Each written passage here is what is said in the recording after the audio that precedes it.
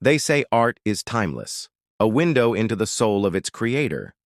But what if I told you some of the world's most celebrated masterpieces were never meant to be admired at face value? Hidden beneath the brushstrokes lie secrets, codes, warnings, and even confessions that have eluded the public eye for centuries. Da Vinci, Michelangelo, Goya, they all left behind messages so bold, so dangerous, they had to be concealed in plain sight. Once you see them, you'll never look at these works the same way again. The question is, are you ready to uncover what's been hiding in plain sight? In the quiet halls of Europe's great museums, Elena Rossi walked the way she always did, notebook in hand, her eyes drifting from one masterpiece to another. For her, art wasn't a passive act of admiration, it was a puzzle. Each painting seemed to whisper to her, offering fragments of meaning just out of reach. Most visitors lingered for a photograph, a brief glance at history.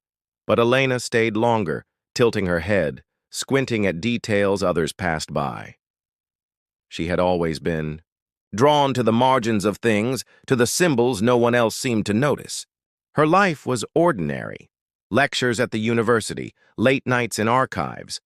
But what kept her going was the sense that beneath the surface of these familiar images, something extraordinary waited to be uncovered. And in those dim corners of forgotten galleries, her suspicions began to solidify.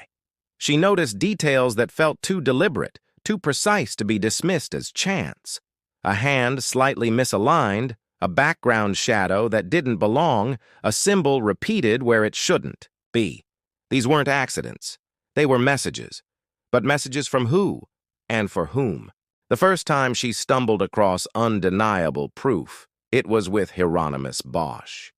His chaotic, surreal paintings were always seen as nightmares brought to canvas, bizarre creatures twisting in eternal torment. But in the archives, Elena traced sketches that matched medieval heresies, beliefs banned by the church. Bosch hadn't simply painted chaos. He had encoded forbidden ideas, hiding them in plain sight. The realization unsettled her. If Bosch was using his canvas as camouflage, what else in art history had been veiled this way? Her search grew obsessive. In royal portraits, she found symbols of corruption painted into jewelry and fabric, serpents curling through embroidered sleeves, skulls faintly outlined in shadows behind proud monarchs. These were not flattering commissions, as history had told us. They were silent indictments, painted by hands too skilled to make mistakes, but too clever to be caught. Then came Van Gogh. For years, the world saw his Starry Night as the mad, swirling vision of a tortured soul. But in the patterns of the sky, Elena traced mathematical rhythms, cycles of turbulence that mirrored natural chaos, an artist on the edge, yes, but also a scientist in disguise. What seemed like despair was, in truth, a coded observation of the universe itself.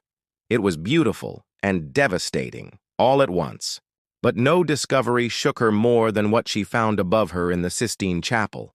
To millions, Michelangelo's fresco was the pinnacle of divine celebration, God reaching out, gifting life to Adam. Yet as Elena studied the folds of fabric, her breath caught. It was the unmistakable outline of the human brain, every ridge, every curve. Was Michelangelo, bound by the church yet rebelling in silence, declaring that human intellect, not divine touch, was the true spark of creation? If so, he had embedded one of the greatest acts of defiance in the very heart of the Vatican. The deeper she went, the darker the journey became. In Goya's black paintings, Elena found not allegories of faith or progress, but raw confessions of madness and horror. Hung on the walls of his own home, these images were never meant for public eyes. One showed Saturn devouring his son, a monstrous act of violence frozen in paint. Others revealed grotesque gatherings, shadows of a world unraveling. These were not the works of a court painter. They were the screams of a man who had seen too much, who could not contain what was eating him alive. As she stood frozen before Saturn's gaping maw, Elena felt history's weight pressing against her chest. For centuries, the public had admired these works as curiosities, never realizing they were warnings, windows into a civilization's decay, and into the human soul at its breaking point. And in that moment, she understood. Art was not passive. It was never meant to simply decorate walls. It was a weapon, a shield, a confession. By the time dawn broke over the museum steps, Elena's world had shifted. The notebook in her arms was heavy, not just with sketches, but with truths she could no longer unseen. Every painting she had admired as a student now burned with hidden intent. They weren't just works of beauty. They were survivors, messages carried through time by those who risked everything to speak. Centuries had passed, empires had fallen, but the messages endured, preserved in oil and stone, waiting for someone to read them. Elena realized she had joined that dialogue across time, hearing voices that had been silenced, yet refused to vanish. Each secret uncovered felt like a responsibility, a reminder that truth has always found a way to survive. And yet the haunting thought remained. If so many secrets had already been discovered, how many more still lie hidden, waiting for us to notice?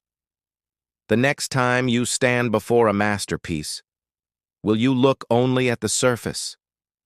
Or will you search for the meanings buried beneath the paint? Because once you begin to see, you'll never be able to look away.